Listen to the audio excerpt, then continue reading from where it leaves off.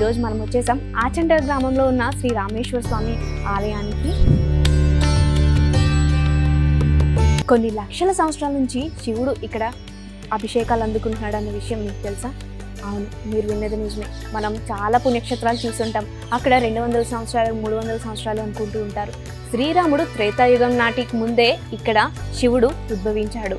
అది కూడా ఇక్కడ శివలింగం చూడటానికి మిగిలిన శివలింగాలతో పోల్చితే చాలా భిన్నంగా ఉంటుంది. ఎందుకంటే ఇక్కడ శివలింగం శ్రీ వక్షోభకారంలో ఉంటుంది. ఆ శివుడే స్వయంగా ఇక్కడ ఉద్భవించాడు.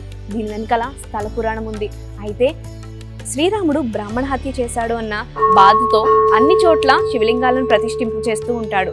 అయితే ఇక్కడికి వచ్చిన తర్వాత ఈ శివలింగానికి అభిషేకం చేసినంతనే శ్రీరాముడి ఆ బ్రాహ్మణ హత్య నేరం తొలగిపోతుంది. దీని వెనుక ఉన్న చరిత్ర కథ ఏంటి, ఈ గుడి స్థల పురాణం ఏంటి, ఇక్కడ స్థల పురాణం ఏం చెబుతుంది, ఇక్కడ ఉన్న పూజారిని అడిగి ఇక్కడ ఉన్న విశిష్టతలు ఏమిటో తెలుసుకుందాం. నాతో రండి.